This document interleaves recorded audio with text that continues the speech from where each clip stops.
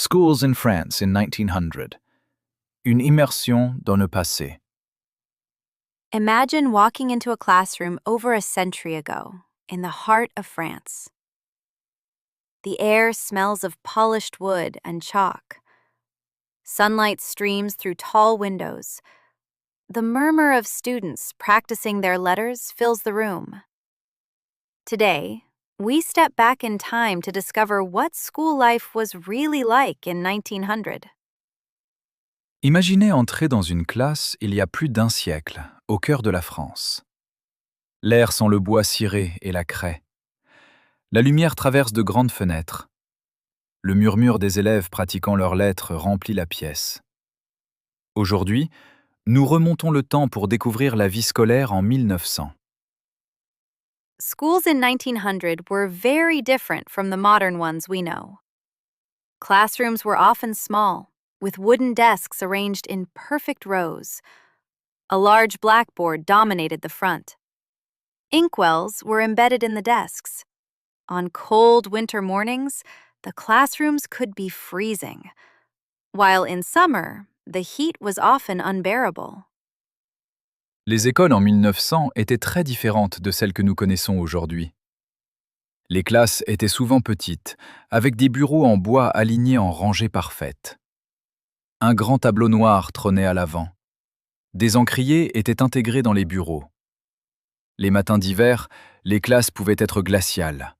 En été, la chaleur était souvent insupportable.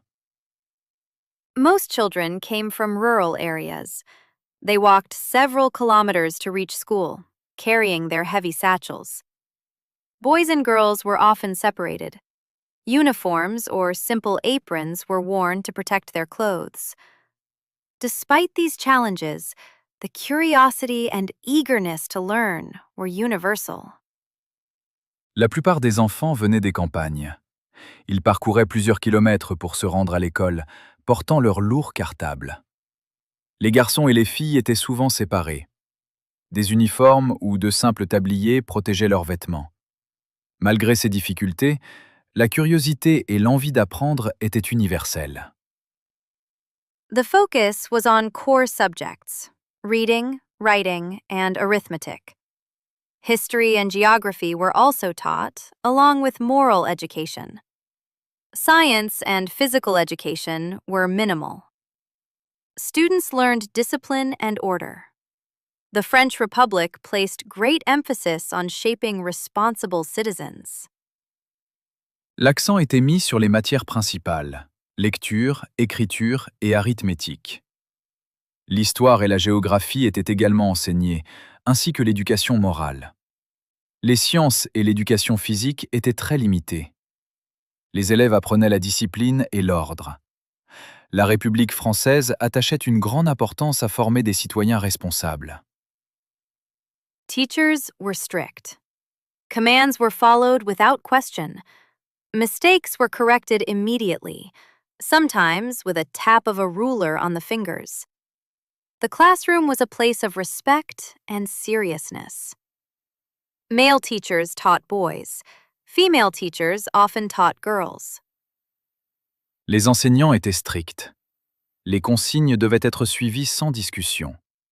Les erreurs étaient corrigées immédiatement, parfois avec un coup de règle sur les doigts. La classe était un lieu de respect et de sérieux. Les instituteurs enseignaient aux garçons, les institutrices aux filles. Life outside school was equally important. Children helped their families on farms or in small workshops. Lessons learned in school were quickly applied at home.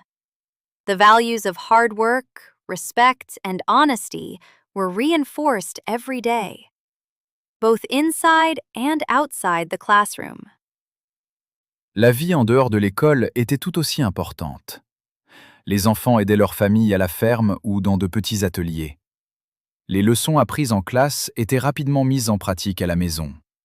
Les valeurs de travail, de respect et d'honnêteté étaient renforcées chaque jour, à l'école comme à la maison. Thanks to the laws of Jules Ferry in the 1880s, primary education became free, mandatory, and secular. This was revolutionary. Suddenly, children from all social backgrounds could attend school, even those from the countryside. Education was no longer a privilege, but a right. Grâce aux lois de Jules Ferry dans les années 1880, l'enseignement primaire est devenu gratuit, obligatoire et laïque. Cela fut révolutionnaire. Soudain, les enfants de tous les milieux sociaux pouvaient aller à l'école, même ceux des campagnes. L'éducation n'était plus un privilège, mais un droit. A typical day began early.